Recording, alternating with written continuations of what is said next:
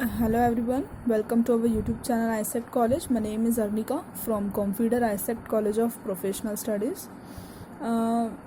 Now we are going to start how to calculate effective rate of interest in time value of money. Fine.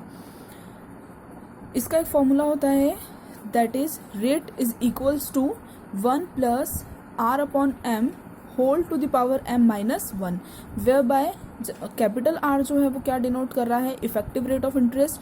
Small r जो है वो nominal rate of interest है. m is frequency of compounding per year. इसका मतलब ये होता है कि जब हमें स्मॉल r देकर रखा होता है, दैट इज हमारे को जब नॉर्मल इंटरेस्ट दिया होता है तो हम उसे पूरे ईयर के लिए कैलकुलेट करते हैं. लेकिन जब हमें इफेक्टिव रेट निकालना होता है तो वो कि आप हाफ ईयरली कंपाउंड कर रहे हैं, क्वार्टरली कंपाउंड कर रहे हैं, डे वाइज कर रहे हैं, मंथ वाइज कर रहे हैं, इसे हम इफेक्टिव रेट ऑफ इंटरेस्ट बोलते हैं. फाइन. अब हम एक क्वेश्चन देख लेते हैं. A financer offers 8% nominal rate and it is compounded quarterly. क्या बोला है हमें? क्वार्टरली कंपाउंड करने का बोला है. क्वार्टरली का मतलब ये होता है कि 3 मंथ्स के जो पीरियड रहता है उसे हम क्वार्टरली बोलते हैं. तो हमें ये फाइंड करना है कि इफेक्टिव रेट ऑफ इंटरेस्ट क्या है. फाइन. तो हमने इसे पूरा फॉर्मूले में पुट कर लिया है. हम जब भी ये k लेंगे, k is our small r means nominal rate of interest. जब भी हम यहाँ पर पुट करेंगे तो हम इस 8% को डिवाइड बाय 100 करके पुट करने वाले हैं. अब हम देख लेते हैं इस ब्रैकेट को सॉल्व कैसे किया जाता है. सी, फर्स्ट ऑफ ऑल हम इतना जो पार्ट है इसे सॉल्व कर लेते हैं. दैट इज 0.08 डिवाइडेड बाय, किससे डिवाइड करना है? 4 से. What is the answer? 0.02. अब इसमें क्या प्लस करेंगे हम? +1. क्या आ गया है? 1.02. अब हमने देखा था कि जब भी हमें पावर 4 है दैट मीन्स हमको इंटू इज इक्वल्स टू कितने टाइम्स करना पड़ेगा?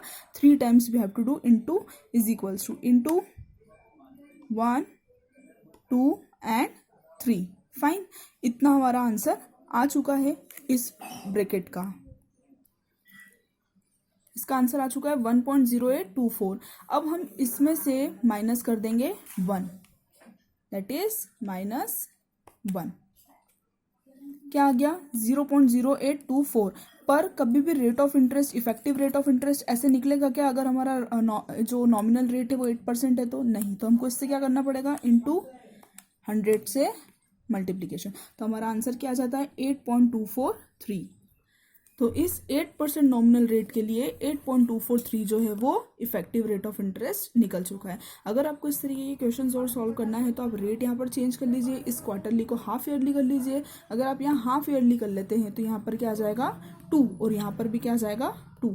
क्वार्टरली है, मंथली है तो divide by 12 and power 12. Similarly आप यहाँ पर चेंज कर लीजिए, रेट चेंज कर लीजिए और इफेक्टिव रेट के क्वेश्चंस आप सॉल्व कर सकते हैं. नाउ सी, अब एक क्वेश्चन हम देख लेते हैं. अमाउंट ऑफ डिपॉजिट है 5 रुपये हमने डिपॉजिट करें. Fine. Nominal rate of interest क्या है? 9% कंपाउंडेड क्वार्टरली. मतलब ये हमें जब, और हमें फाइंड क्या करना है? Future value. इस 5 रुपये की हमें फ्यूचर वैल्यू फाइंड करनी है. ठीक है. अब यहाँ पर हमको जो दे के रखा है वो नॉमिनल रेट दिया रखा है क्वार्टरली कंपाउंड करने के लिए. तो सबसे पहले हमको क्या निकालना पड़ेगा? इसका इफेक्टिव रेट निकालना पड़ेगा. और जैसे ही इफेक्टिव रेट निकल जाता है वैसे ही हम इसको हमारे फ्यूचर वैल्यू के फॉर्मूले में लगा करके क्वेश्चन सॉल्व कर लेंगे. ठीक है. तो ये हमने हमारा फॉर्मूला लिख लिया है. Effective rate is equals to 1 plus small r divide by m whole to the power m minus 1. मैं एक बार इसे फिर से कैलकुलेटर पे कैलकुलेट करना सिखा रही हूँ कि कैसे हम इसे कैलकुलेटर पे इजी ट्रिक से सॉल्व कर सकते हैं. सबसे पहले ये था. ठीक है. यहाँ पर भी हमें 9% को कैसे लिखना है? डिवाइड बाय 100 करके. ठीक है. तो 0.09. जब हम इसे पूरा सॉल्व कर लेंगे तो हमारा आंसर आ जाएगा 0.74. मैं आपको डायरेक्ट एक बार दूसरे किसी नंबर से सॉल्व करना सिखा देती हूँ जैसे हमने पहले किया था. जैसे किया है हमने 0.08, ठीक है, डिवाइड बाय 4. फाइन. +1. पावर 4 है इसलिए हमको इंटू इज इक्वल्स टू कितनी बार प्रेस करना पड़ेगा? 3 टाइम्स. Into 1, 2 and 3. ये आ गया हमारा. अब पूरे फॉर्मूले के लास्ट में क्या है? -1 करा, ये आ गया. 0.082 और हमको अगर रेट 100% में चाहिए होता है तो इनटू क्या कर देंगे हम 100 कर देंगे, तो हमारा ये रेट जो है वो इफेक्टिव रेट निकल जाएगा। यहाँ जैसे ही हमारा इफेक्टिव रेट आ जाता है वैसे ही हम हमारा फ्यूचर वैल्यू कैलकुलेट कर लेंगे, किस रेट के साथ, नए इफेक्टिव रेट के साथ। अब फ्यूचर वैल्यू का फॉर्मूला क्या है, present value 1 plus rate to the power m। Fine, यहाँ पर रेट हमारा निकला था 0.74। अब इसे भी हम 0.74 को क्या करेंगे, 0.74 डिवाइड बाय 100, ये आ जाएगा हमारा रेट 0.0074। इतना आ गया यहाँ तक, ठीक है। हमें यहाँ पर 5 रुपीज़ की जो फ्यूचर वैल्यू कितने ईयर्स तक की निकालनी थी, 12 ईयर्स तक की निकालनी थी, तो यहाँ पर हमने पावर लगा लिया 12। अब इसे हम सॉल्व करना देख लेते हैं, ठीक है। 1 प्लस 0.0074, ठीक है।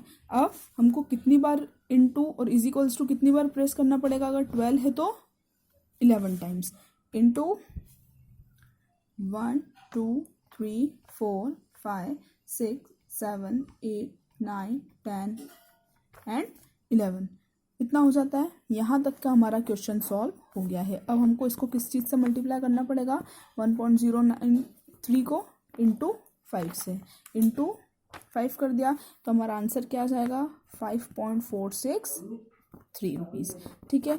आफ्टर अगर हम तो हमारे 5 रुपीज़ की वैल्यू आफ्टर 12 ईयर्स अगर क्वार्टरली कंपाउंड करते हैं तो क्या निकलती है, 5.46 रुपीज़, अराउंड 6 रुपीज़ हमारी जो है वो वैल्यू निकल जाती है, ठीक है। इफेक्टिव रेट के बाद हमारा आता है present value of single cash flow. Single cash flow का मतलब यही है कि आज हमने अगर पैसा जमा कर दिया है तो अगर हम 10 साल के लिए भी जमा करेंगे तो हम पीछे मुड़ के उस चीज़ को नहीं देखेंगे। अब हम जब आफ्टर 10 ईयर्स 12 ईयर्स जो भी हमारे टाइम पीरियड है उसके बाद हम जब पैसा निकालने वाले हैं उसके बाद हम इस चीज़ को देख लेंगे।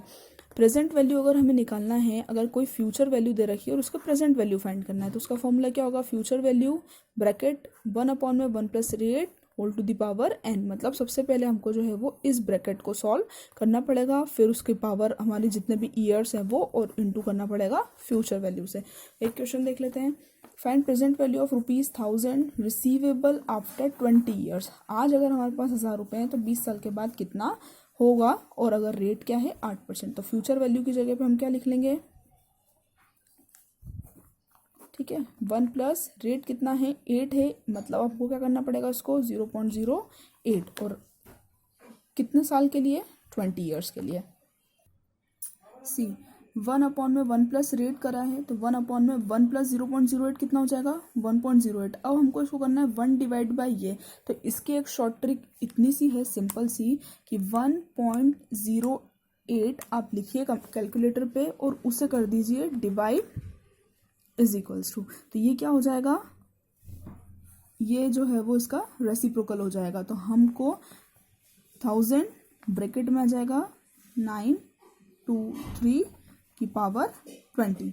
फाइन, एक बार मैं फिर से बता देती हूँ इसको, 1.08 डिवाइड इज इक्वल्स टू, ये हो गया रेसिप्रोकल। अब हमको इसकी पावर कितनी चाहिए 20, तो हमको इनटू के बाद इज इक्वल्स टू कितनी बार प्रेस करना पड़ेगा 19 टाइम्स, 1 2 3 4 5 6 7 8 एंड 9 10 11 12 13 14 15 16 17 18 एंड 19। तो ये क्या आ जाता है हमारा 1000 इंटू 2.15। अब इसे मल्टीप्लाई कर लीजिए 1000 से, तो हमारी वैल्यू क्या आ जाएगी 214.5 रुपीज़, ठीक है। मीन्स अगर हमको फ्यूचर में 1000 रुपये हमको मिल रहे हैं 20 साल के बाद, तो आज अगर हमारे पास वो 215 रुपये होंगे ना, तो वो 20 साल बाद जाके 1000 रुपये की वैल्यू ये आएगी कि अभी अगर प्रेजेंट वैल्यू 214 रुपये में जो सामान मिल रहा था, अब हमको आगे 20 साल बाद जाके हमको 1000 रुपये में मिलने वाला है। तो यहाँ तक हो जाता है हमारा present value of single cash flow. Similarly इसके साथ आप अमाउंट चेंज करना, टाइम चेंज करना, रेट चेंज करना और क्वेश्चन की प्रैक्टिस करते रहना। बाकी आपको डाउट आते हैं तो आप मुझे पर्सनल में भी मैसेज कर देना। Thank you so much. इसके बाद हम नेक्स्ट टॉपिक उठाएंगे और उसे सॉल्व करेंगे।